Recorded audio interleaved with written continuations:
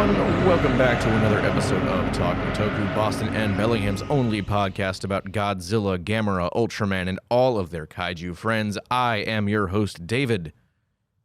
And I'm Brian. And we have an episode today. It's probably not going to be a very long one, but it is an episode.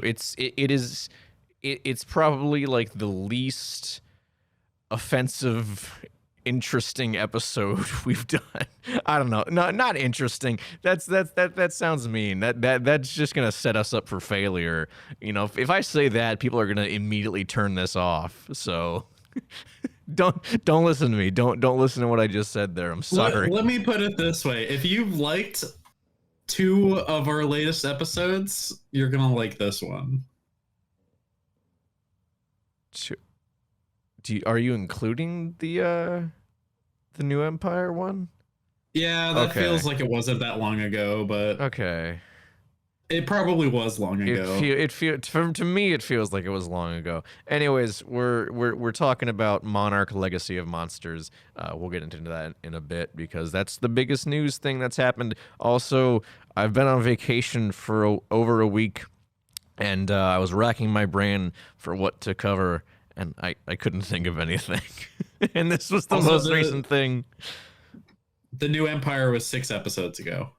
God. So really, Jesus. Didn't feel like a while ago, but I guess that's what happens when we have it's a bi-weekly podcast. It just it wasn't really that long ago, but it was, but it also wasn't. I don't know. It doesn't make sense. But yeah, we're going to be talking about Legacy of Monsters today because Godzilla. And they released pictures. They did, and we're gonna talk about some things because there's details. We have actual plot details finally. Still no release dates or trailer, but I'm sure a trailer will be coming any day now that we have those pictures and stuff out. So yeah, we probably won't do a follow-up episode on that. We'll just mention it, be like, looks cool, and that'll be the end of it until the show comes out and we review it. Yep. Okay. Well, without further ado, let's get into the news. There's not a whole lot of news this week, but both of them are shark related.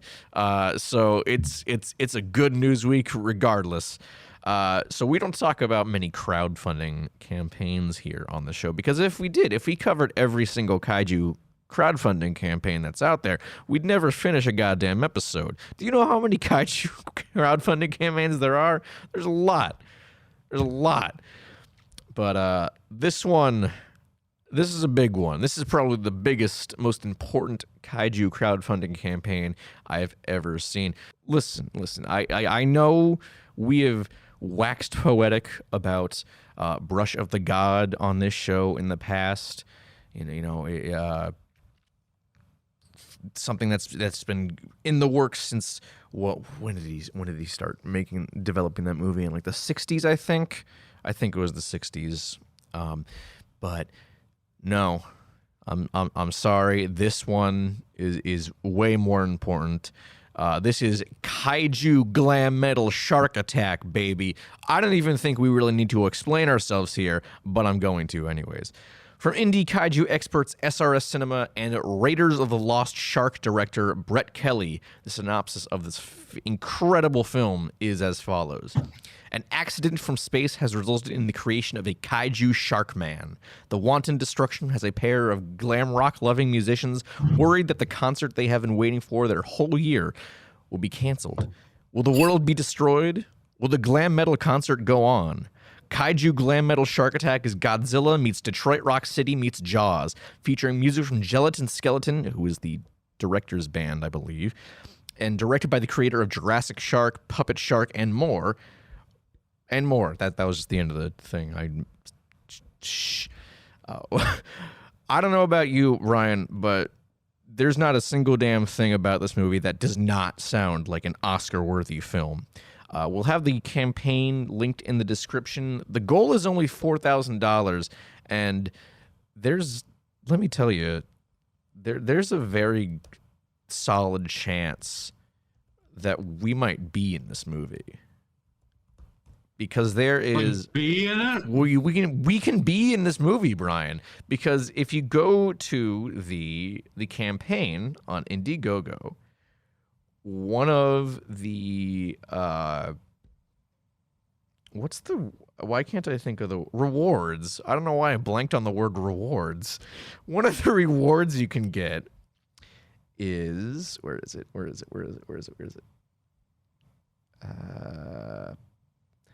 One of the rewards is literally podcast in movie. And the description is, you will record a fake about 1 minute video like a part of your normal podcast discussing some detail about the movie. Here's a great chance to promote your podcast. And you know what? It's only $150, which is really not that bad. No, that's not. I'm like really tempted to do that. We could both just toss in 75. Exactly. It would be great if we were in. Is this where we finally get a business credit card? I think it would. We might be able to get our first IMDb page. Our IMDb. I don't believe it. I don't think. You know what? I like the optimism. I do too. One of the reward right below that is getting an associate producer credit, which would definitely give you an IMDb credit. Damn. And that's only $115. So what you're saying is that kaiju glam metal shark attack is our ticket to the big time? Yes, that is exactly what I'm saying. This is our big break, Brian. You know what? You got to spend money to make money. Exactly.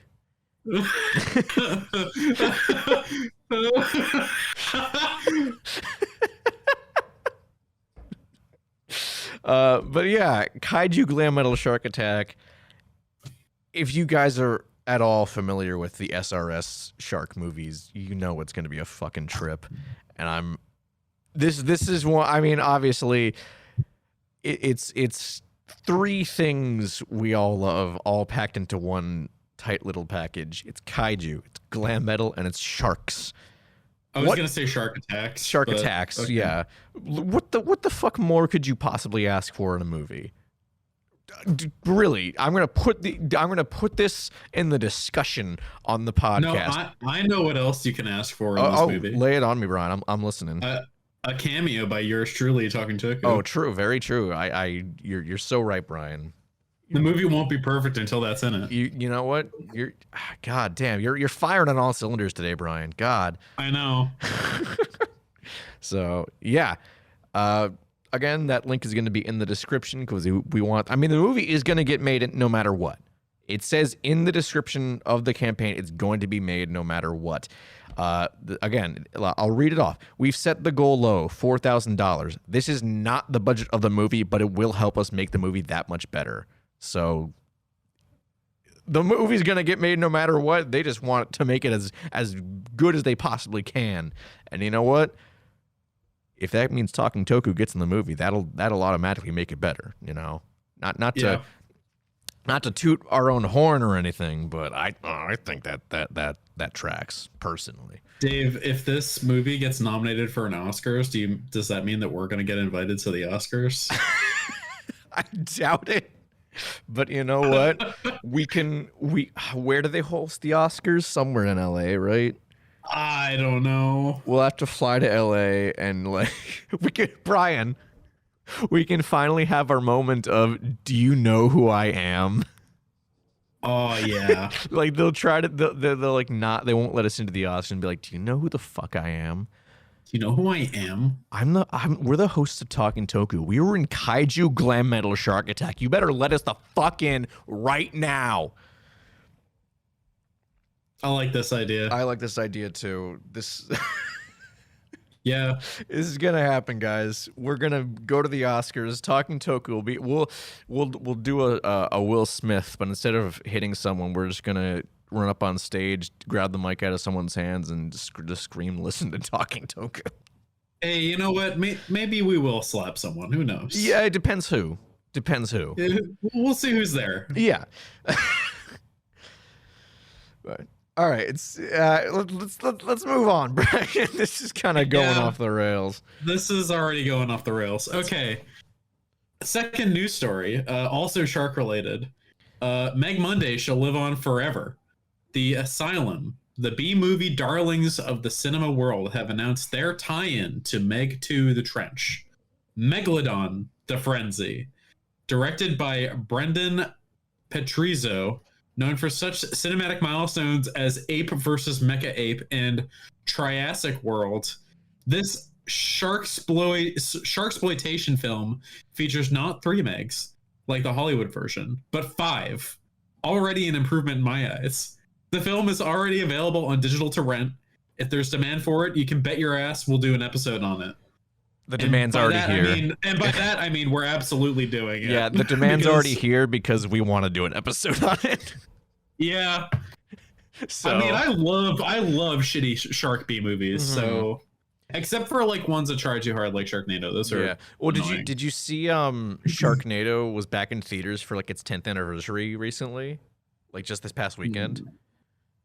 Yeah, I did. Yeah, and they had that Barbie inspired poster, which was really funny actually.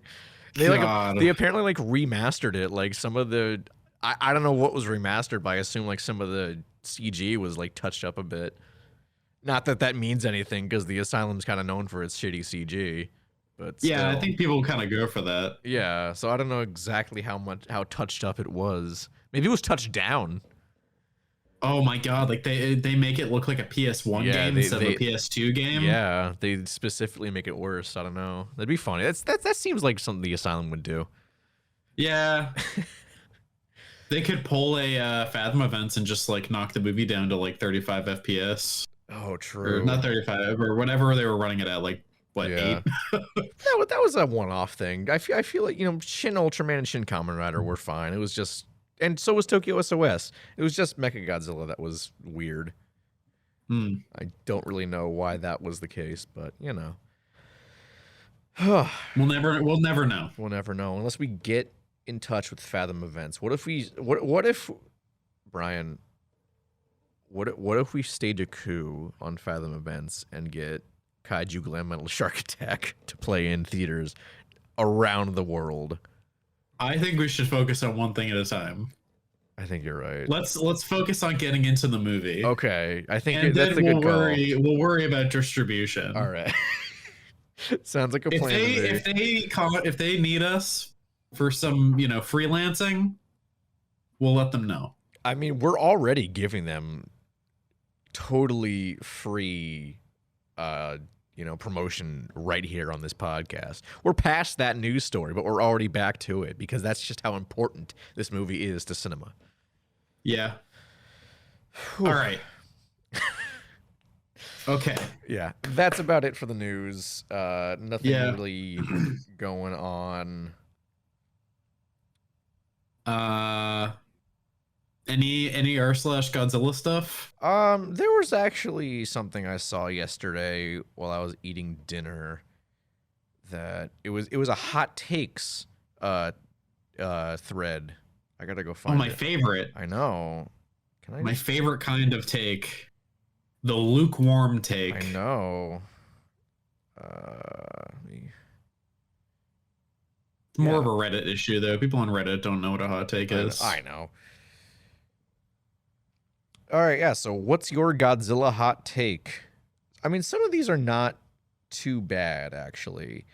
The first one is, there is room for every Godzilla, serious or silly, edgy or campy. What does age with the human plots? Gojira ages well because it dramatizes real historical events and portrays nuclear testing as the cause of the problem. King of the Monsters uses a nuke to save the day. Don't get me wrong, I love King of the Monsters. I'm usually in tears anytime Mothra's theme is playing, but the nuclear aspect of the movie, really all of American Godzilla films, is only a detriment to a story about Godzilla fighting his rival Ghidorah. Which, you know what? Hey, you're right, spot on, dude. You're not. That's pretty base. Yeah, I like that. And I actually commented on this, I think. Did I? Was that? No, I thought about it, but then I thought better of it. What else? I mean, I commented on a post that I wanted people to get mad at me on, but they didn't. Oh, that's always sucks. Like, I know like baiting is kind of cringe, but like if the rare occasion we do it and then no one takes the bait, it's kind of disappointing. Honestly, it was kind of refreshing. Yeah. Oh, that is a hot take actually. What? It's a simple one. It's just like a one thing is greater than the other. It's just Megalon is better than Gigan. I don't know if I agree with that. That is a hot take though. That is definitely a hot take.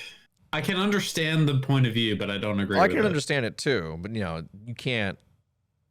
Gigan hits different, man. I'm sorry.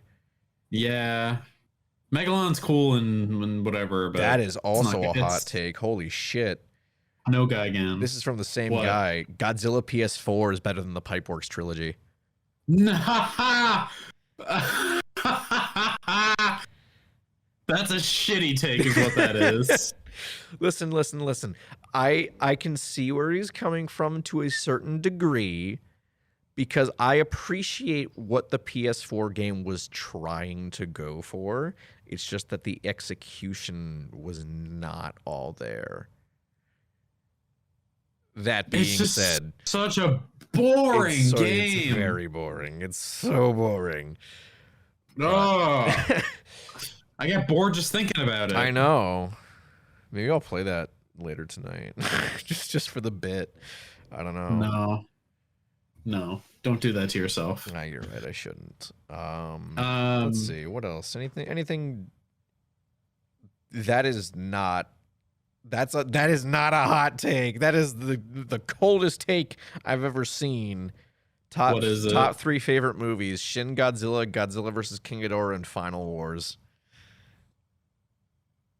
Not a hot take, especially Shin Godzilla. Yeah, King Ghidorah too. Like Final Wars is really the only one that's like lukewarm, but the other two are not hot in the least. Also, if we're just gonna use this like time to just open forum talk about Godzilla community stuff, which I'm turning it into right now. Okay, go on. Did you watch the video I sent from the Roanoke games? Oh no, I didn't. Again, I was on vacation, Brian. I didn't have time to. Well, for anyone who doesn't know, there's a YouTube channel called Roanoke Games or Roanoke Gaming or one of the two, and he does like really detailed like biological breakdowns of like monsters and stuff from different movies and some games. And he did one for Shin Godzilla, and it was really interesting. It was on Form 2, right? When he's Kamada. I mean, it was all. Oh, it was the whole forms. thing. Okay, I just saw the whole thing. I know the Kamada-kun was in the thumbnail, so. Yeah, he ended his analysis where like on the form that the movie ended on. Okay. But he said that if people were interested enough, that he would do the not shown extra forms that people have theorized about. Right. But the funniest part of the whole video was people in the comments saying that he should check out the other Shin films, like Shin Kamen Rider and Shin Ultraman, because there's a lot of really like weird physics and biological stuff in there. But his reaction to it was hilarious. It was, there's more. I mean, I don't know, because like Shin Ultraman and Shin Godzilla are not similar films. No, they're not. Like in the least. Nope. I don't think there's really any. I mean, maybe because like they were. I mean, I'm trying to remember because like I only saw it the one time, but I remember they were Pagos and oh god, why am I Kemular? No, not Kemular. The other one who opens his head. Oh god, I think I know who you're talking about. Why am I? Fuck! Why am I blanking on his name? The drill dude. Why am I blanking on the name? My god. Gabora. Jesus Christ. They were doing a thing with like Gabora and Pagos. They were like related biologically or something, right? Wasn't that a thing? I think so. Yeah, but there wasn't a whole lot of detail. I guess there wasn't a whole lot of details on Shin Godzilla either. It was all very vague. But still, I don't think there's enough of a video. Shin Kamen Rider I could see because like they were like, genetically You'd be altered. very surprised the insights that this man can glean from watching a movie. Okay, well, if Because he's like an actual scientist. So. Oh, okay. All right. Yeah. Well, if he does more, I mean, I'm gonna watch the Shin Godzilla one. I pinned it on the Discord so I can find it later. But I'll definitely go if he does more. Hell, if he does just anything more kaiju in general, I'll watch it. I mean, I highly recommend it. His stuff is pretty good. I've seen. I remember you showed me some of his other stuff before, and I enjoyed. He did a bunch of Dead Space stuff. He was a big Dead Space channel starting out. He did some Resident Evil stuff too, right? Yeah, he did. He did a lot of Village stuff when that came out. I do remember those. Yeah. Okay. Well, I guess we should get back on topic. Yes. Then. Jesus. All right. So today we're talking about the show. Legacy of Monsters. Yeah. Is that the full title? We finally confirmed the title. It's Monarch Legacy of Monsters, which I know we dunked on that title because it sounds like it is a really lazy title. Like I won't. It is. It just is. It's just a lazy title, man. It's the same tier. It's like the same tier of titles as like adding like Retribution or something to the end of a movie title. Yeah, very much so. So, but it just doesn't mean anything. Yeah, but we got some pictures of it. It looks good. We got one of Godzilla himself. Which looks like it's from the exact same. It's basically from the events of the 2014 film, which looks cool. I'll read off the synopsis because we finally have a plot synopsis, a full plot synopsis. Following the thunderous battle between Godzilla and the Titans that leveled San Francisco and the shocking revelation that monsters are real, Monarch Legacy of Monsters tracks two siblings following in their father's footsteps to uncover their family's connection to the secretive organization known as Monarch. Clues lead them into the world of monsters and ultimately down the rabbit hole to Army Officer Lee Shaw, played by Kurt Russell and Wyatt Russell, taking place in the 1950s and half a century later where Monarch is threatened by what Shaw knows. The dramatic saga, spanning 3 generations, reveals buried secrets and ways that and the ways that epic earth-shattering events can reverberate through our lives. So, yeah. It doesn't say so in the... I mean, it implies it, but I first just right off the bat, I really like that Kurt Russell and Wyatt Russell are playing the exact same character, 50 years removed. They do look very, very similar. I mean, obviously, but I mean, it's pretty uncanny. And I know we know that they can pull it off because I can't remember, Brian, you've seen Overlord, right? Yes. Yes. So for anyone who hasn't seen Overlord, Wyatt Russell is in that, and it is almost shocking like how similar of his style of acting is to his dad. Like you could touch him up with like CGI, you could make me believe that was Kurt Russell on screen there. So I think it was a really good idea to have him do that, and it's good because I like both those actors. Obviously, we like Kurt Russell, but I really like Wyatt Russell too. Everything I've seen him in, he's been really good. And it's interesting that they're playing Lee Shaw, because Lee Shaw is a very obscure, I would say very obscure character because no one fucking cares about these comics. He is a character that was created for one of the graphic novel tie-ins, specifically the very first graphic novel tie-in for the MonsterVerse, before it was even called the MonsterVerse, which was Godzilla Awakening. So, and I didn't even realize that was the case until other people pointed it out, because I read it once back in 2014 and never looked back, which I think a lot of people did, and that was why it took a lot of people by surprise. That was like, oh wait, what? It's this character? Hold on. So, Brian and I went back and reread. Well, Brian read for the first time, but I reread Godzilla Awakening, and so we're gonna kind It of. was average. It was average. I liked it more than I did the first time. You know, however many, almost 10 years ago. Jesus Christ, Brian, that movie's gonna be 10 years old next year. Oh, hell yeah. Oh, that makes me feel really old. I have a picture of us seeing it at the premiere. I don't like that. Damn. Oh, I really don't like that. 10 years old, Jesus. What? So I was what, 16 when I saw it? Yeah. That's funny. I'm glad boy. you guys are getting to hear me have like an existential crisis live right now.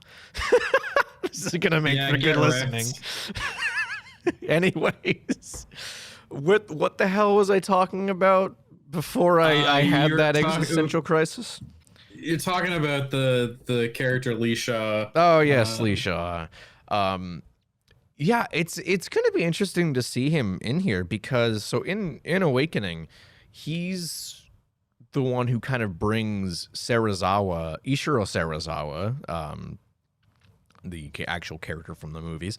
He's the one who recruits him into Monarch, and also he was one of the first members of Monarch back in the 40s with Ishiro's father, who's did they ever give his father an actual first name in the comic, Brian? I didn't see it, but I Okay. can check. We both literally just read this today, and we're not remembering. So that kind of you can kind of tell like that the comic's not all that memorable. So it's never said. okay, cool. Wow. All right, they just call him Serizawa. That's cool. Yep. But it is interesting. I do, which it makes me wonder exactly how much from Awakening they're going to pull, because a lot of the tie-in comics are like dubiously canon because there's a lot that you know it's sort of oh god, my brain is just not working today. Contradicts things like from the movies and the comics. So people consider them dubiously canon. There's stuff that works, stuff that doesn't. And I think that's what they're kind of going to do here is just like pull things from the comic that work and leave the things that don't. Yeah, they didn't really have the shared universe thing in mind. No. Yeah. But it'll be interesting for sure. I mean, obviously, there's going to be other monsters in here aside from Godzilla. I think everyone knows that at this point. I'm interested to know whether or not we're going to see the Shinomura. I mean, I personally would like to. I would like to as well. It was a cool design. It's just I don't know. I'm really unsure. I mean, I like the Shinomura. It's just part of the reason I'm not big on Awakening is that I don't love the artwork in the book, and that kind of carries over to Godzilla Aftershock in a way. But the Shinomura, I mean, I guess it kind of works narratively because the Shinomura is like just a mass of like single-celled organisms, so it doesn't really have a consistent form, which actually thinking about it now would kind of be cool to see in like in motion on a TV show. It would be pretty cool if it was just like if it was shown off to be like some kind of just like cloud essentially. That could be really cool. It doesn't need to look like a monster all the time. It really only needs to if it's fighting. That's true. Yeah.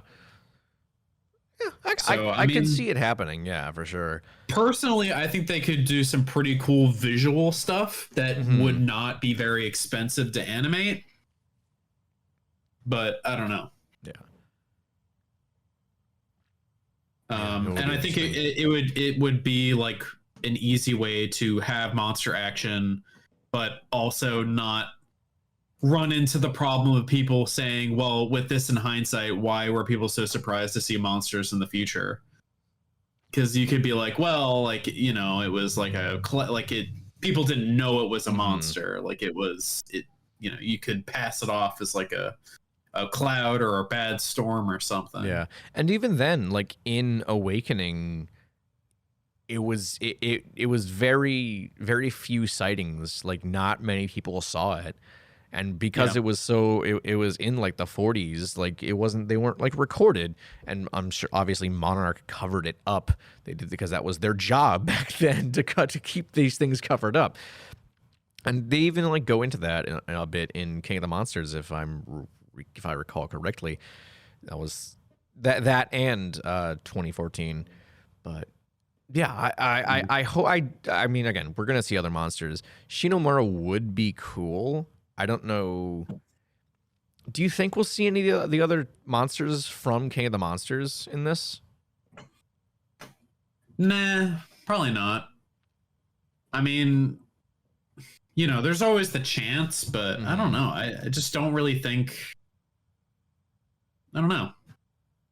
I don't know. I feel like they might try and keep it smaller scale. Yeah, it's tough Um, because like we can't. like, I don't think people will be happy if it's like just Godzilla. Like you got to have someone else in there. They've like committed.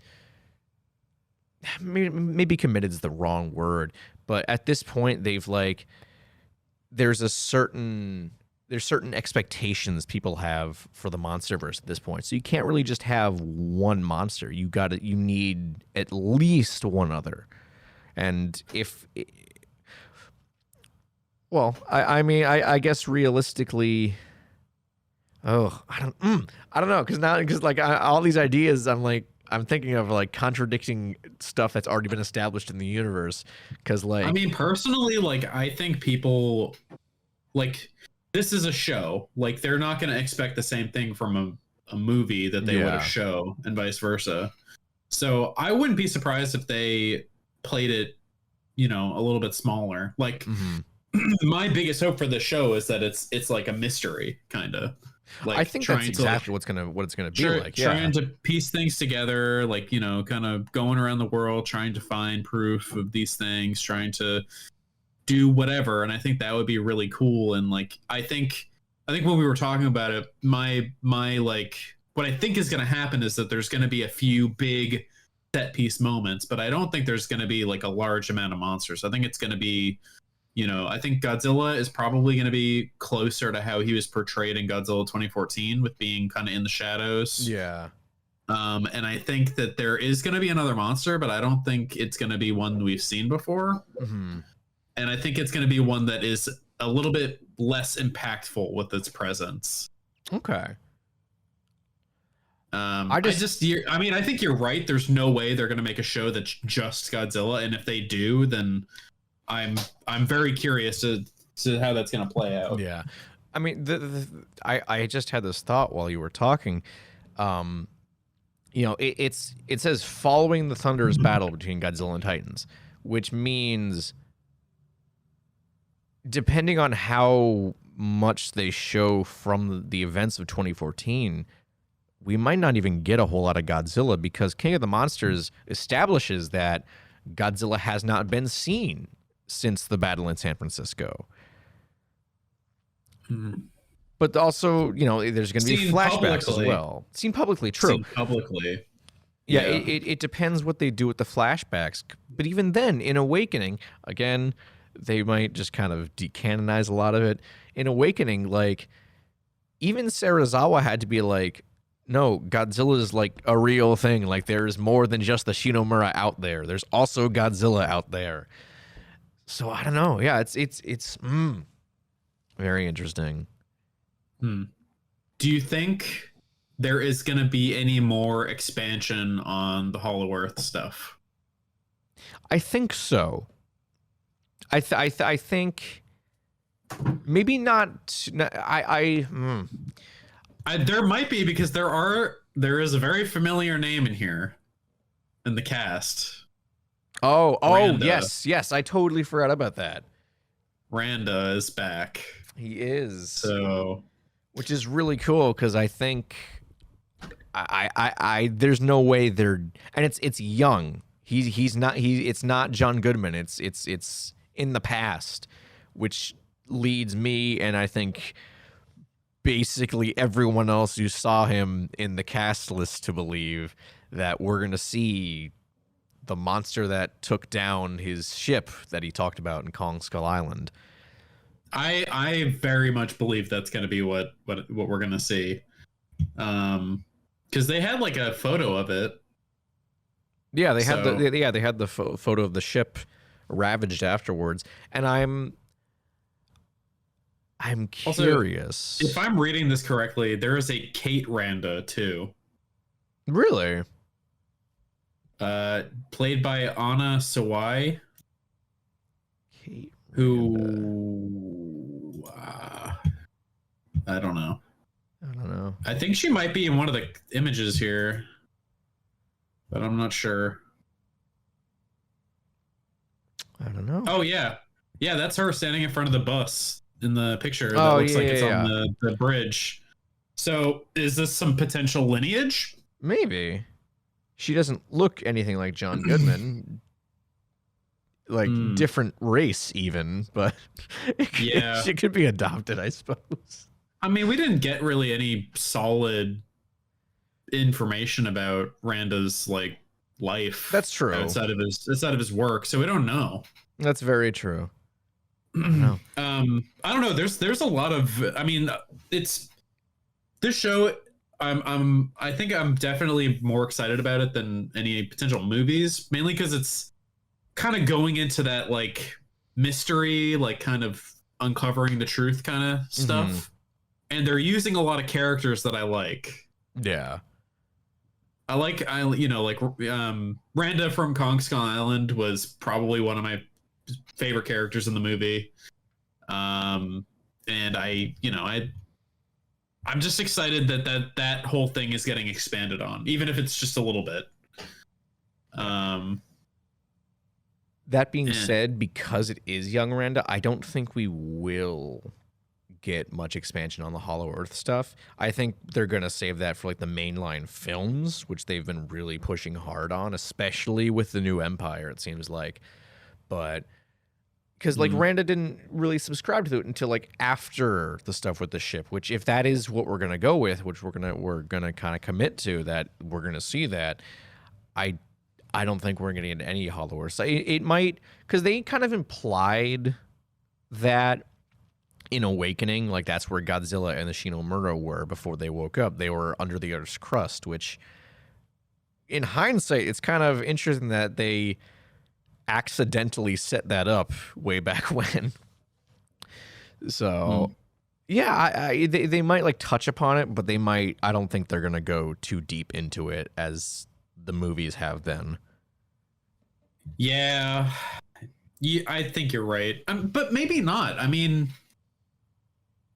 if it is a mystery, then... Yeah. I mean, the thing is, to me, judging by the synopsis, this reads more like it's going to be kind of like an espionage kind of thing, which I don't feel the Hollow Earth would really fit into very well. I don't know. It just seems like for the genre that they feel like they're going for, it feels like it's going to be kind of tonally inconsistent. Yeah, that's true. I don't know. I see what you mean. I don't know. I mean, well, I think it would be welcomed if they decide to, but you're right. It does seem like that's like a main movie kind of thing. I would also appreciate if they like kind of pulled back on it, because those movies have really been shoving the Hollow Earth in our faces a little bit. A little bit too annoyingly. Yeah. So Remember that according to Kong Skull, or to not Kong, to Godzilla versus Kong, there is now a giant hole in the middle of Hong Kong that goes straight down to the yeah, to the. That's all right. Sure. yeah. But Do you think, Brian? Do you think in the new Empire they're gonna talk about that at all, or is it gonna be a No. thing like with Eternals where there's just a big dude in the middle of the ocean and no one's gonna mention it? I think it would be really funny if they if the movie The New Empire like starts immediately after the last fight and he just crawls up out of that hole.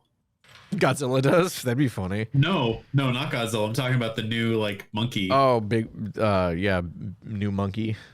The new monkey. The new monkey.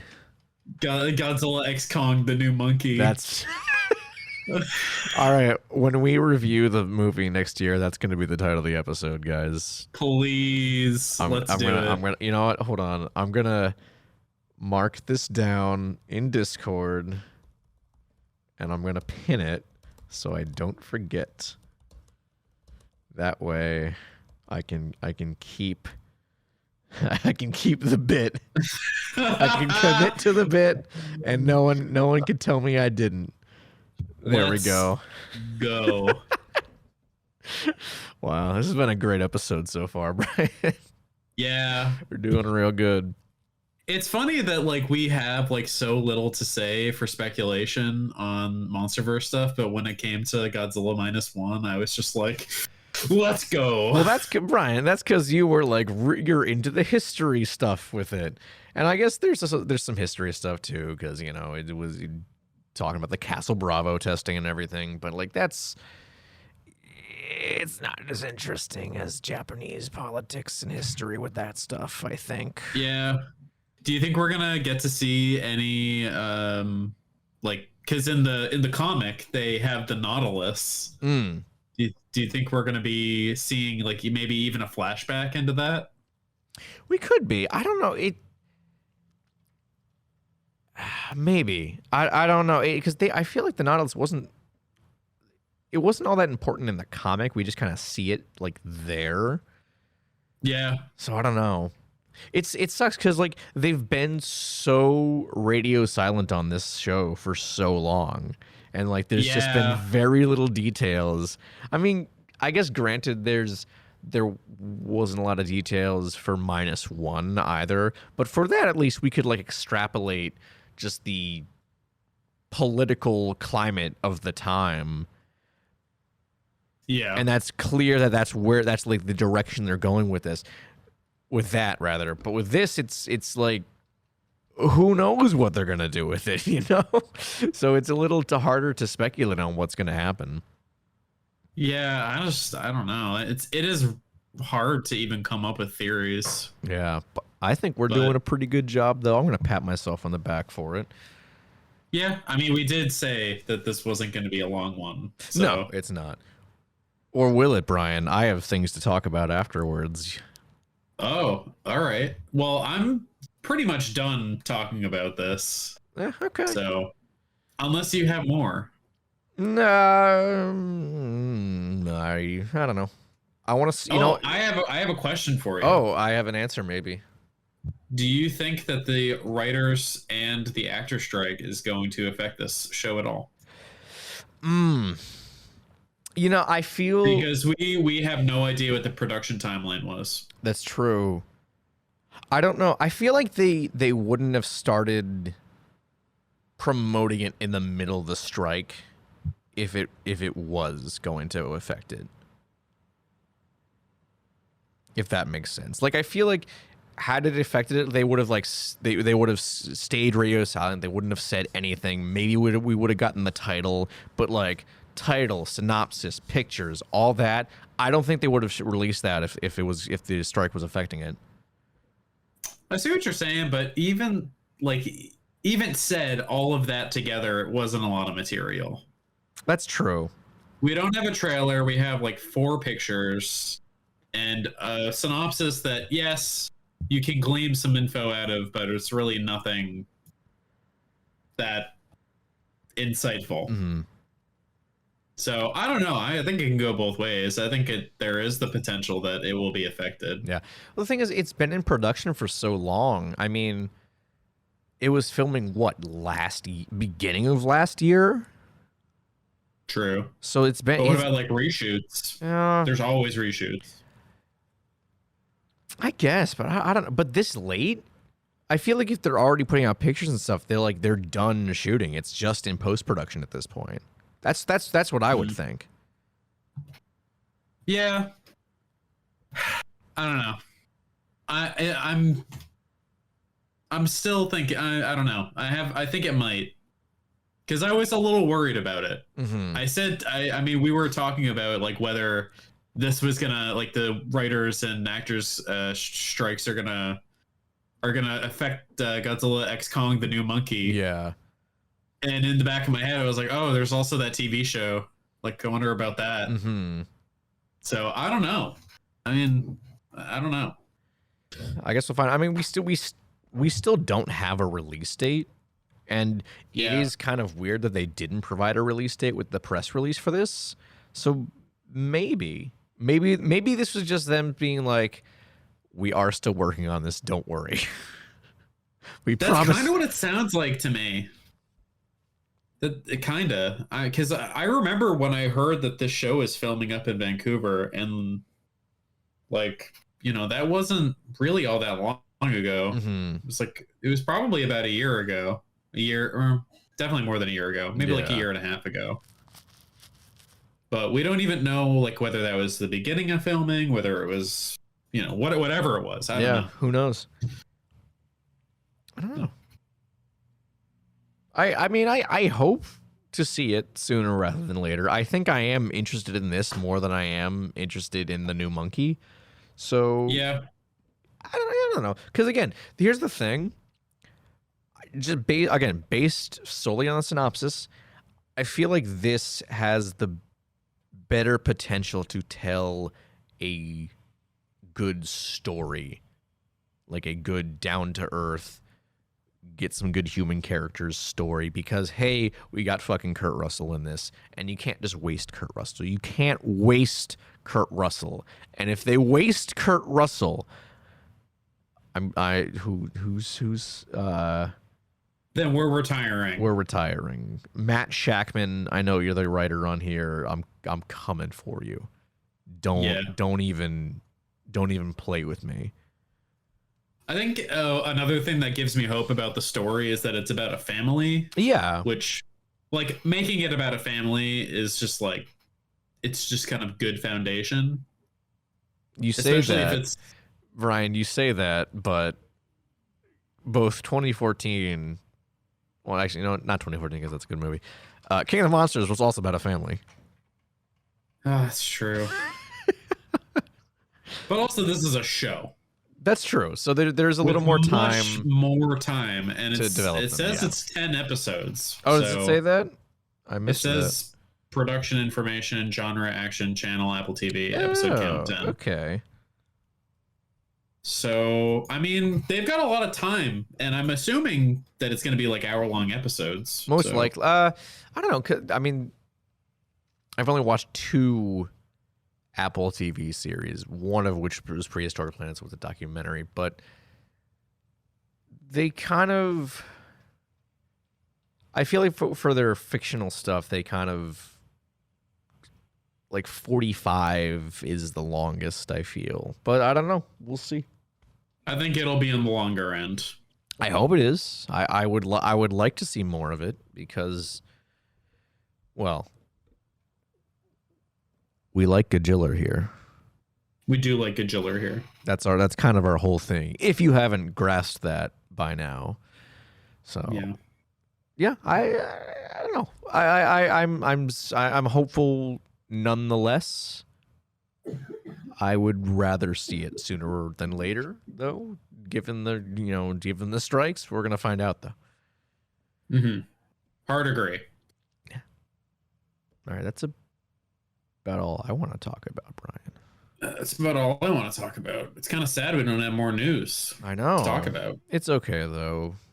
This is a very chill, laid back episode for you to to not worry about. Yeah. Just listen to us talk about nothing. Kick your feet up. Just kind of hang.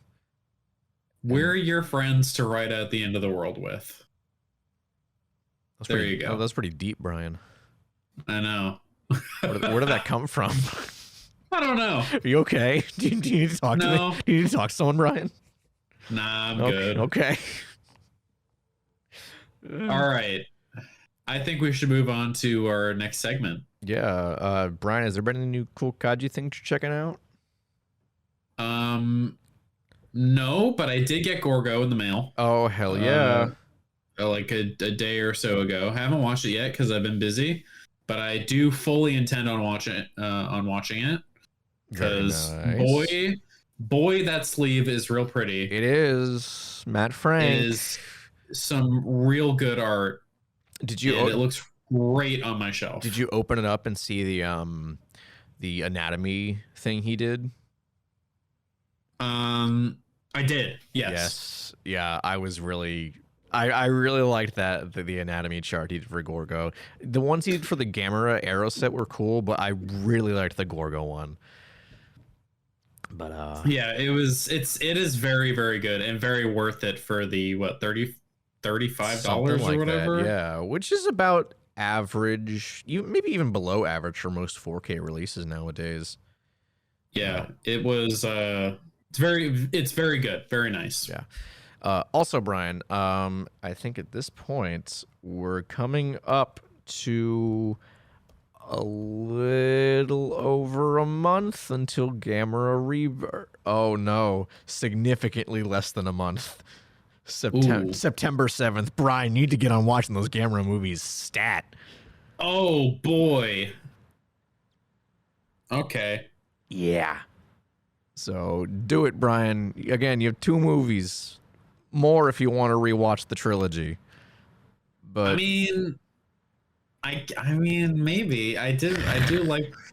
I mean, Revenge of Iris is pretty good. So I don't know. I'll think about it. All right. At least you got to at least watch Super Monster and The Brave, because those are the ones you have not seen before. You got to do it, Brian. Well, I do have a weekend left, so see, I guess there, yeah, there you go. You'll be fine as long as you actually commit. Anyways, I do have a couple of things. One of them I have a lot to say about, and Brian, you probably know what it is if you've been paying attention to the conversations we've been having over the last couple of days. Yep. But I'll save that for the last because there's some other things I've done. Minor, significantly minor than that one. I can now officially say I have read and watched the entire Lord of the Rings trilogy. I read the books, all 3 books. I've watched all 3 movies, theatrical. And you know what? Goddamn, if Return of the King isn't as good as everyone says it is, because holy shit, man, that was incredible. I'm so upset with myself for waiting this long to have watched it, because I loved every second of that movie, man. All 3.5 hours of it. Fantastic. Did you just watch the theatrical, right? Yes, I'm planning maybe next year. I'm going to give myself some breathing room on rereading the books as like one full novel like it was originally intended, and then doing the all 12 hours of the extended stuff. But that is in the future, a later date, not anytime soon, because I will be way too exhausted to do that so soon after this. Dave, you should watch all of the extended cut Lord of the Rings back to back to back without stopping and sleeping and eating. I'll do it with the Hobbit movies too, to really torture myself. I don't know if we talked about this on the show. I think we did. Where it's just like, this is why Lord of the Rings fans are so bad at converting people. Because all they do is just recommend that you watch like the extended cut back to back to back. Yeah, we talked about this when I had mentioned I watched The Two Towers. That's right, we did. Yeah. That's right. But yeah, no, I know. I really enjoyed it. I'm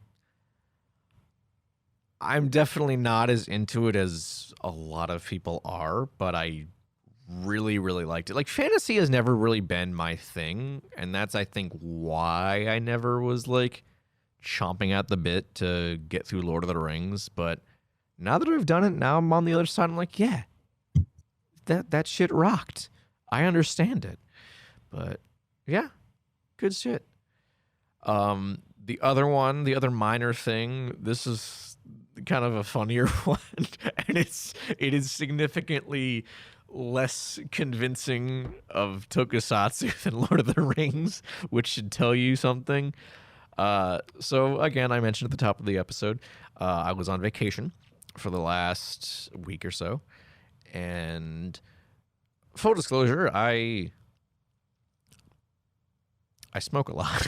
I don't smoke edibles, but mostly it helps me sleep, because otherwise it will take me like close to 2 hours to fall asleep, and it's a pain. It's not fun. So I'll take an edible like right after dinner. I'll kind of enjoy myself, and then when it's time to go to bed, I hope that finger snap showed up on the mic. Yeah, I'm out like a light. So I didn't have anything with me on vacation, but when I got home, I took one, and obviously because it was after dinner, it kicks in significantly before I go to bed. I'm like, I usually enjoy myself a bit before then, and I don't know what possessed me to do this, but once it kicked in, I was like, I need to watch Tenacious D in the Pick of Destiny right now. Oh my god! I don't know what possessed me to watch it, but I was like, I need to watch this movie right now. And I hadn't seen it in, God, probably well over 10 years. But I love that movie. Boy, what a movie. I adore that movie so much. And it's so weird because Jack Black and Kyle Gass look so young. Yeah. Kyle doesn't have grit. Neither does Jack. They both still have color in their hair. It's wild. You know what's funny? Actually, I put that movie on like a week or so ago. Oh, really? And Sam, our number one fan, came downstairs and was like, I cannot believe that's Jack Black. She just couldn't believe it. She didn't even know that Tenacious D was a thing. Oh my god! Until I told her about it. Oh my god! Because she's not really like a metal like person. So it's just really funny. That movie is insane. I love it. It's so good. I like. It's a very easy movie just to chill out. It is like I watched it a lot like back in high school, middle school, because it was just so. It wasn't because I was like a stoner back in middle high school. It was just because it's Jack Black and it's about rock and metal and it's funny. Haha. And Dave Grohl plays Satan. And Dave Grohl plays Satan, which is the tokusatsu connection I'm looking for there. That's the only thing. But yeah, no, like experiencing it now at the age I am, and it's like it's such a different experience now because like. Also, don't forget about Bigfoot. Oh yes, John C. Reilly is Bigfoot. John C. Reilly is Bigfoot. That's right. Yeah, it's just such a different experience as 10 years removed and where I am in my life. I appreciate a lot of the jokes more now because it's not. I would not call Tenacious D and the Pick of Destiny a movie suitable for children. Yeah, but who the fuck cares? I don't care. I watched it as a kid. I'm not saying go out of your way to show it to your kids, but like if your kid watches it, who cares? Would you say that Tenacious D and the Pick of Destiny is timeless? I think so. I think it 100% is because like they have the song about it. It's not about. Hold on, let me look at the lyrics to History. Yeah, the opening to history is, it's not just a list of bullshit that we've done in the past. It's a chronicling of our rise, which is, Jack Black doing his Jack Black thing. But like it's true. It's not like some stupid little thing. It is like, I'm losing my train of thought here, trying to explain my thought process in this, but it is timeless. It can be enjoyed by people of all ages. It is very clearly aimed at a specific audience, but it doesn't matter. It really doesn't matter. I loved it as a kid. I love it even more now. That's what I'll leave it at. It's a good review. Thank you. I mean, when I logged it on Letterboxd, all I said was Kino and gave it 4 stars. Hell yeah, let's go. All right, but now we get to the big one. Can I actually interject with a few things I forgot about? Absolutely, you can, Brian. Before you get to the big thing, because I'm going to rant about that. I will. I know. So I was this weekend just kind of hanging around doing nothing like I usually do, and I was like, I'm gonna look to see if I can buy some Legos for cheap because I really feel like it. And for some reason, something in my brain, like all of my neurons fired, and I remembered Dino Attack from Lego. Dino Attack. Do you remember this? I'm gonna send you pictures. Oh, Brian. Of course I remember Dino Attack. Do you know why? Why? Brian, because the Dino Attack, whatever theropod dinosaur that is, that's why we became friends. Yeah. Of course I remember Dino Attack. God. Let's go. So yeah, I just spent like one night just going through the Dino Attack sets, like looking at them, and I'm like, oh my god, this takes me back. Did you buy any? No, because they're all going for like a lot of money. Oh, I'm sure. Because they're all discontinued. Yeah. But also, I don't know. I did try and do some looking. I looked around for the Flash game. You remember how Lego.com had like Flash games where it was like some of them were just based on like the Lego games. Yeah. And there was one for Dino Attack where you're like in a vehicle and you're like driving around killing dinosaurs. And I couldn't find it anywhere. I think that game might be abandonware. Hey, Brian, where were you looking for these sets out of curiosity? Brickset. You were looking at Brickset, okay. Because I'm looking now as well. I just sent you the link, but yeah, like holy shit, 2005, like that's when all these came out. Insane. God. And then I guess they had one, like they had some other ones that I didn't know about, like Dino 2010, like don't know what that is. Oh, very strange. They had a bunch of shit. And then in 2012, I guess they had some more. Like, the stuff just looks a lot like Jurassic Park-esque things, but it's not really. Boring. And then eventually they did get the Jurassic Park stuff, so. Yeah. And then the other ones that kind of set me down on the Dino Attack path was the underwater like sea ones where I do like remember those. Like, I had a lot of those. Brian, I had, like almost all of them. I had one of those because I remember at your birthday party you were giving away small sets of those as like party favors or something.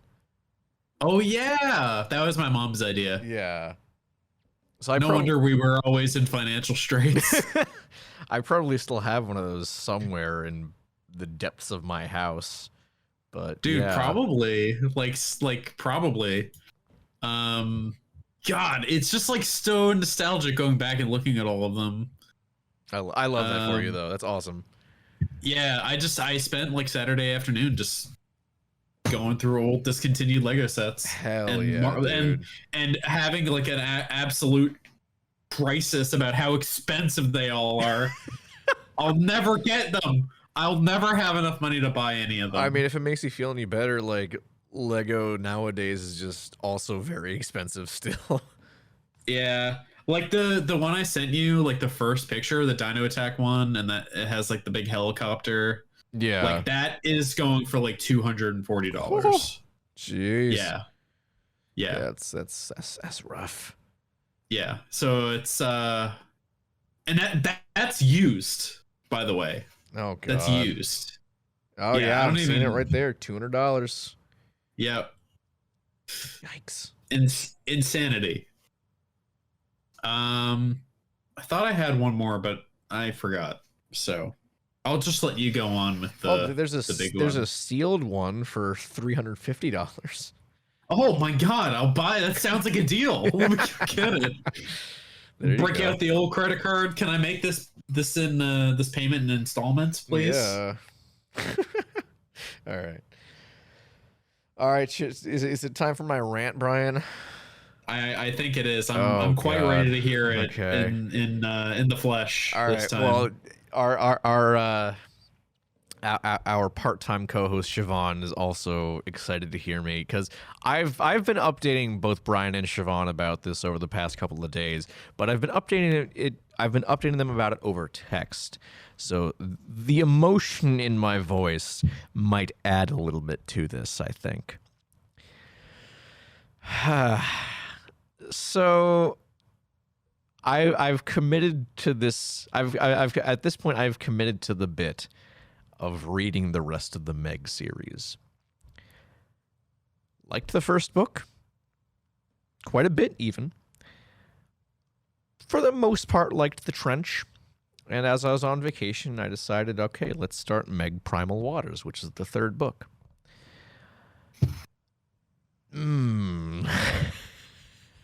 There is a noticeable decline in quality for more reasons than one. And I will be critical. First things first, I will be critical, and then I will be a little angrier. Would be the correct word for that. I mean, that was the progression through the whole week Yeah, of you reading it. it was. I would get some like minorly annoyed text, and then later, like specifically a few days ago, I got some all caps mad messages. Yep. Yeah, that's pretty much how it went. Well, just from like a storytelling standpoint, I'll say this because like I'm a little less than halfway through. I'll probably get to the halfway point tomorrow or even tonight because the chapters are relatively long. 3 books in, it feels like Steve Alton is kind of like running out of ideas on how to put these characters into a situation where there's a megalodon.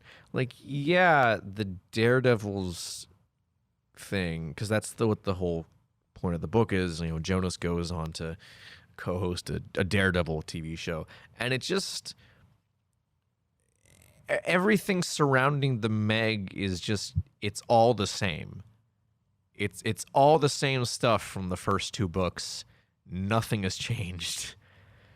And like, yeah, the characters are in different scenarios and they're older and they've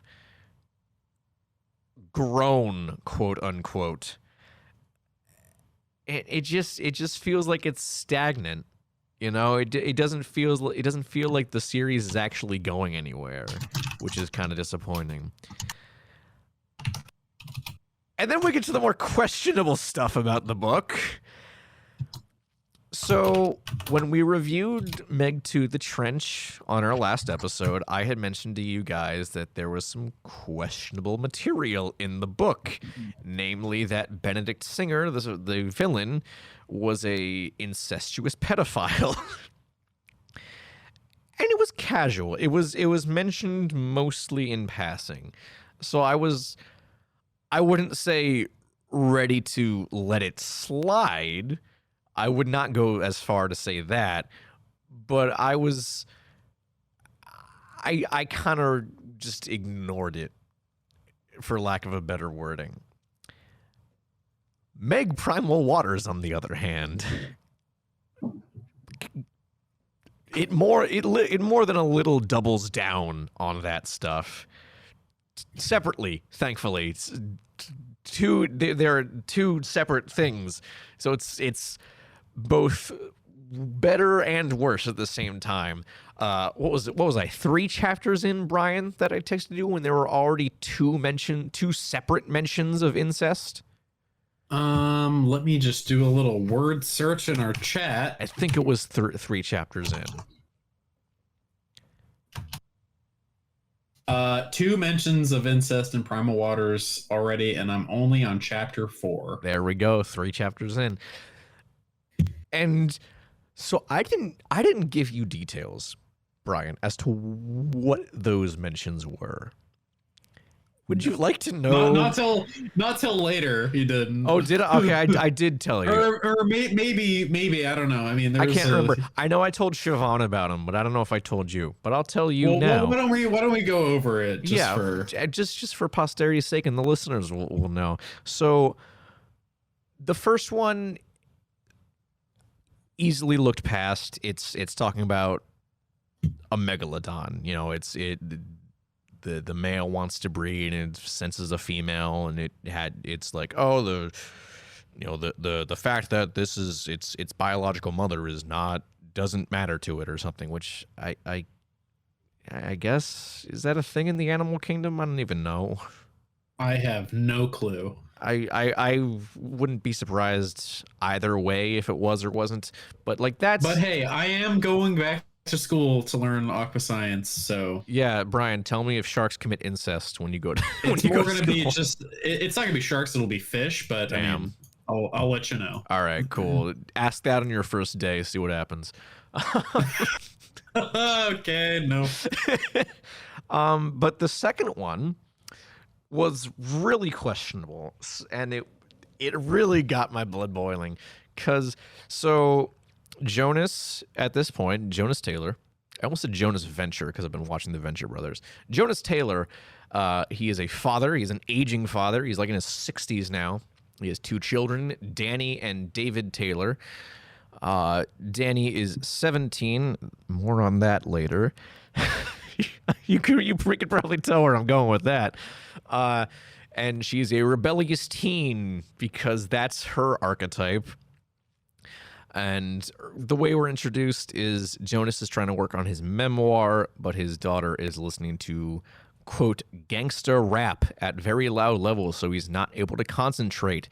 So he goes up to his daughter's room and is like, turn that shit down. And she's like, no, Dad, I like this. This is music. And would you like to know, he describes the lyrics. He doesn't say the lyrics, but he describes the lyrics, like what the song's about. Brian, do you want to know what the song's about? Sure. You hesitated there. It sounds like you don't want to know, but I'm going to tell you anyways because I need to. I can't remember what the exact conversation was, but Jonas describes the song lyrics, like the story the song is telling, as about 3 brothers gang raping their mother. And I'm like, okay, no one fucking writes songs about that, Steve Alton. Where are you getting this from? Like what the fuck? It totally blindsided me. Like, okay, the megalodon. Yeah, I can accept that. Maybe that happens in the animal kingdom. I don't know. But no one makes music about that. Maybe Guar. I mean, there's plenty of music just about like pretty, graphic sex. But not stuff. like that. But not that. That's over the line. Yes. What the fuck? Like, again, maybe I don't even think Guar. I've listened to Guar's entire discography. I don't think they've done. I mean, yes, they sing about rape. They sing about murder. I don't think they've ever overtly mentioned incest in their lyrics, which is interesting that that's the line they won't cross. But still, people do not make songs about that, Steve Alton. I was, again, totally blindsided me. I was like immediately very concerned. And I told Brian about this. It's like that meme. Like, on tonight's episode, the writer's poorly disguised fetish. And then, yeah, there's Danny, who is 17, kissing a 30-year-old dude, and then later hooking up with him not once but twice now. That's an update for you, Brian. They've now gotten together twice. I wish you could see the look on my face right now. I wish I could too. And you know what the worst part is? What? Jonas catches them during the second one, and he's kind of nonplussed about it.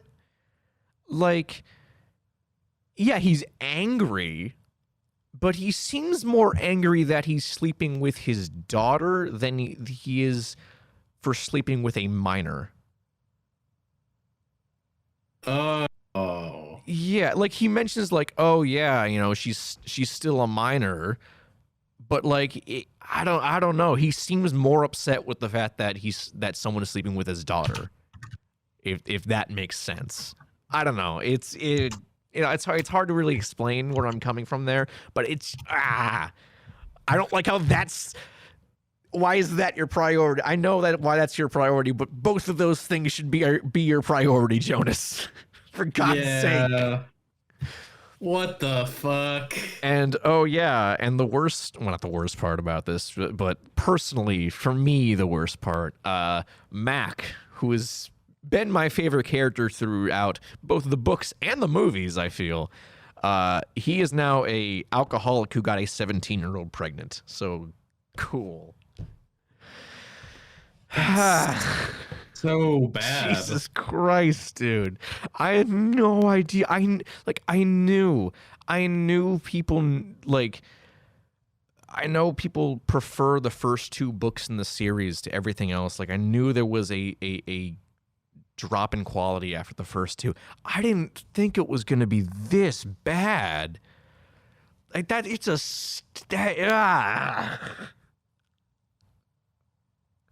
Just go off, Dave. I'm so distraught, Brian. Let us know how you feel. I'm so distraught.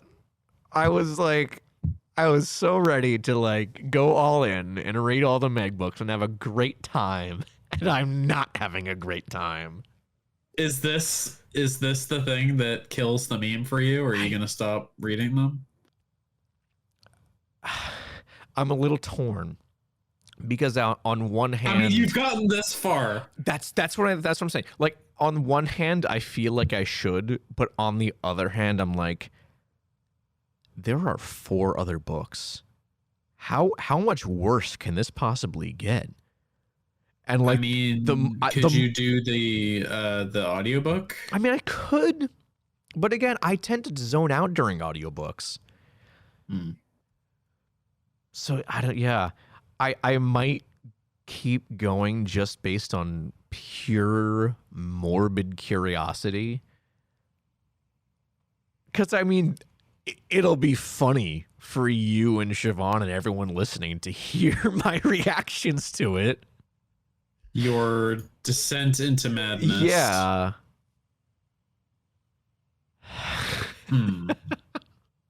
We'll see.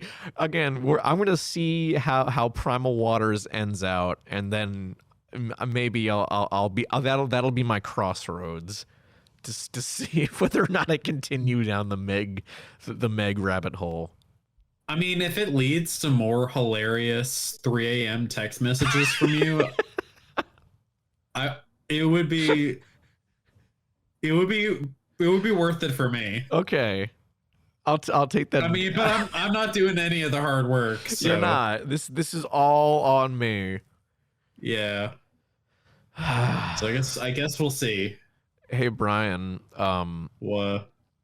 So Meg 2: The Trench has made, I think, like $320 million worldwide. Do you think they're obviously gonna make a Meg 3? Do you think any of this is gonna make it into the movie? Absolutely not. I fucking hope not. If it is going to continue to be a joint China production, there's no way they'll let that shit slide. Yeah, Because like I know America likes to play pretty loosey goosey with a lot of things, but China doesn't. yeah. They're Yeah, they're pretty strict. yeah. Thank fucking God for that. Yeah. Holy shit, dude. Yeah, it's been rough. Is this going to be one of the first cases where the movies end up being better than the books? They're like overall. Like the first one, I think the book is better. But I mean, no, because I like don't. I meant more like over time though.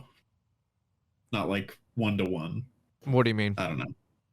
Like if the movies keep going, then like overall the movie series will be better than the book series overall. So you mean like, how do I say this? I can visualize it. I can like show with my hands, but I don't know how to put this into words. Like it's a graph. Like the movies start out low but get higher, and the books start out higher but get lower. Is that what you're talking about? Yeah. Okay. Exactly. Yeah, I can see that. I can definitely see that being the case. Because that is not a trend you see very often. It's really not. Yeah. I mean, granted, usually what ends up happening is if there's a movie based off a book, the first movies of the series are good and then they fall off. Yeah. They usually end up falling off where the books fall off. So. Yeah. So I don't know. We'll whenever Meg 3 happens, the movie, I guess we'll find out. Well, it's definitely happening because it made a lot of money. Yeah, it made a shitload of money. So, and yeah. I was telling Brian about this before we started recording. It's funny that we keep going back to Indiana Jones versus the Meg, but oh my God, Indiana Jones and the Dial of Destiny has made about $375 million at the box office. Oh, it's so sad. Its entire theatrical run. And again, Meg 2: The Trench, having been out for less than a month, has made $321 million. It's catching up. That's insane to think about. That's really funny. That's really funny. And because the Meg, and because you know what, how much was Meg? What was the budget on Meg 2? It could not have been that much. 129 to 139 million.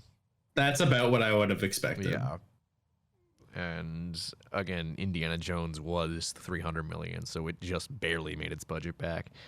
You know, actually, I have a question for you, Dave. I've kind of been thinking about it. Okay, I'm listening. Do you think that the superhero craze has distorted our view of normal movie budgets? Wait, what? Like,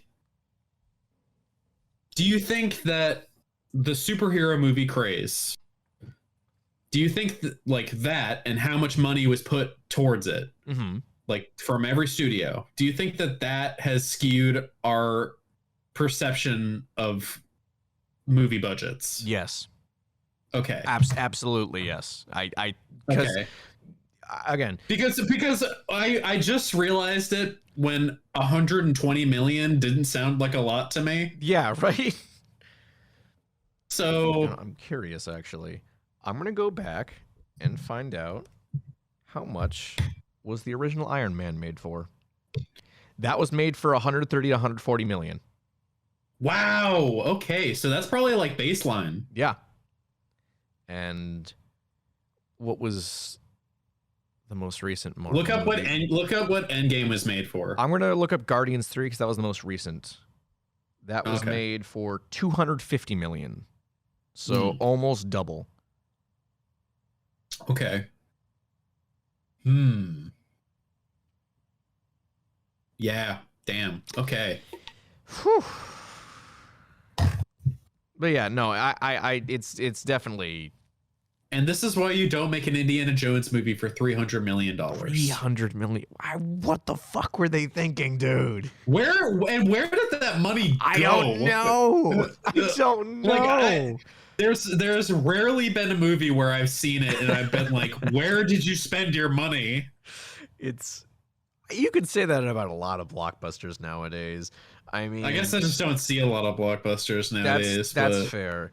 I'm gonna, because I think this one had a lot of money behind it too. Oh no, wow.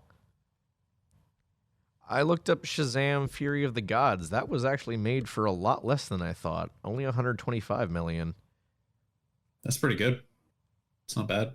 Yeah, I mean, again, it's still a lot of money, but like, I mean, I don't think DC can really afford to be shelling out 300 mil for every movie. well, hold on. How much did the Flash was made for? Oh yeah, Flash was 220 to 300 million dollars. Yeah, but that movie has been in fucking production hell for like. That's true.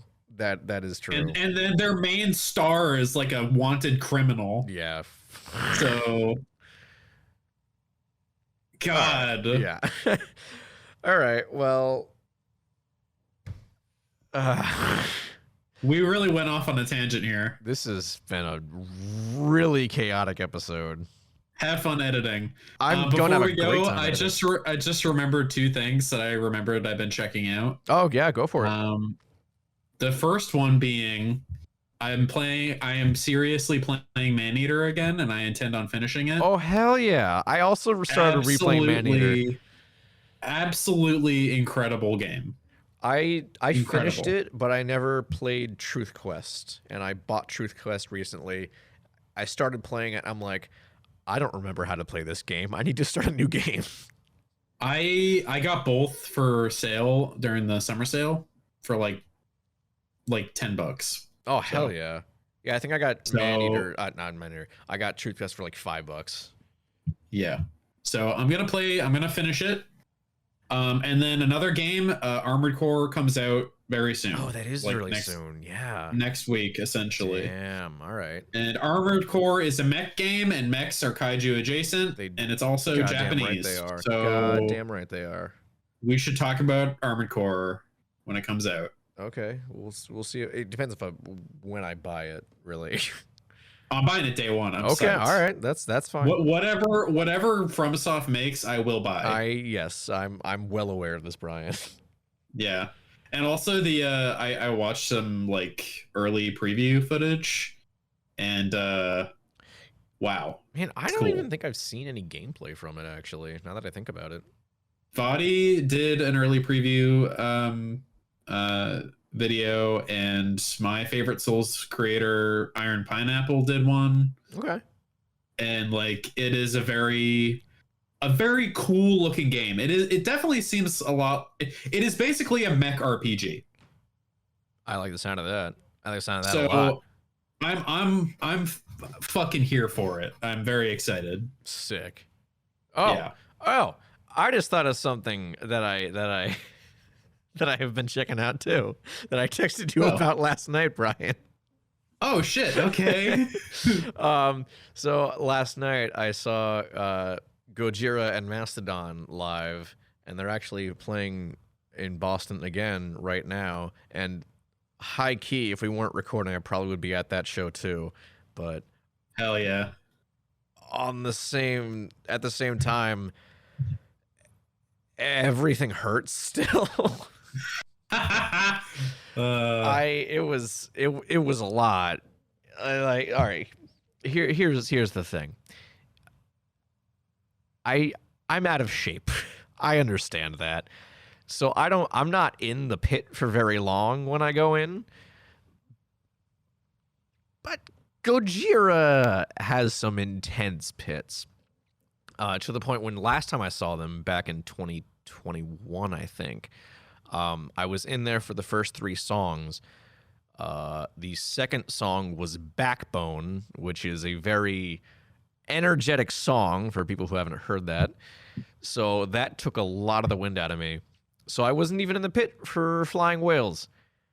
But this time I was really, I was like, I'm gonna do it. I'm gonna redeem myself. And this pissed me off. So people had the right idea. So during the intro to Flying Whales, the crowd started to separate. They were in a wall of death. I'm like, oh hell yeah, this is perfect way to redeem myself. They fucking went at the wrong time. What? How? Like, so okay, Brian, you have heard the song "Flying Whales" by Gojira, correct? Yeah. So you know there's the really long intro with like the whale sounds and the da da da da. Yeah, like the calm before the storm. Yeah, and then like the main riff comes in, and a da da da da da, and it comes in like kind of like it's ramping up, and with like the ride cymbal going and then everything comes in. Yep. People went when the main riff first came in with that like the rising tension. Oh, that's a bummer. And me and this dude, there was this dude next to me. We just kind of looked at each other and we were like, "What the fuck? Why did they do that?" So impatient. They just want to get in there. I was so upset. I was so excited to have that happen, and they just went at the wrong time. Oh, damn! It was so upsetting. This episode is getting you upset, Dave. I'm First so it was the Meg, and now I'm it's so this. distraught. But it's okay because the show was fucking awesome, and I finally saw Mastodon after almost 10 years of trying to see them. I have been trying to see Mastodon for 10 years, almost 10 years, and every time, without fail, every time they're in town, something always comes up. Either I'm sick, or I'm out of town, or busy otherwise, and I'm like, this is it. I'm seeing Mastodon. I may have spent a little more money than I would have liked to because the show was almost sold out, but I did it anyways. And it was fucking insane. And the reason that this is some tokusatsu stuff is because during Mastodon's Circle of Sisquatch, I don't know how to pronounce it. It's C-Y Squatch. I don't know how to pronounce that word. Fuck you, Mastodon. They had a big dude in a Sisquatch costume come out. It was really, really cool. Brian saw it. I sent him the picture. It was rad. I asked him, "Is this considered Toku?" And you said yes. Yeah. So now, Dave, Brian, would you say that Mastodon was your white whale? I guess they would be. I was gonna say you should just end the episode right there. I can. You should. No, but we gotta do our like socials and everything. Go check this out. I would like to, but but yeah, we'll end it here. That was Talking Toku. That episode went way more off the rails than I thought it was going to. My goodness. But it was a lot of fun. This was a lot more fun than I thought it was going to be. Jesus it's always fun recording these when we get going. I know, it really is. So, yeah, hope you guys enjoyed. Feel free to go check us out on Facebook, Twitter, Instagram, and YouTube, all at Talking Toku. Feel free to go to the Kaiju United Discord server, Facebook group, and website. There hasn't really been anything new on the website, I don't think, since we last recorded. I don't remember what I said in the last time, so no. There's Jacob, friend of the show, Jacob Lingle, interviewed AJ Russo, who was he's the head of Kaiju Live, which is a great company. Like they just do auctions for kaiju figures, and it like all goes to charity. It's really great stuff. So that's the newest thing. It's a great interview, actually, really great interview. And Jacob and AJ are good friends too. So you could tell it's just like two friends chatting. So yeah, go check that out. We got another episode. I'm not going to say what it is, though, but I'm excited for it. That's all I'm going to say. It's a review episode. I know what it is. You do? Is it because I told you what it is, Brian? Yes. Well, shit. All right. And we're not going to tell you until we're back. Until the episode comes out. I'll say this much, though. You know what, Brian? This might be a first. This actually might be a first for Talking Toku. We are not talking about anything kaiju related. Oh, It's because it's Wow. not a kaiju movie. We're not talking about a kaiju movie. There's not even any mechs or anything. oh, I'll leave you guys with that. well, shit. Goodbye. Bye.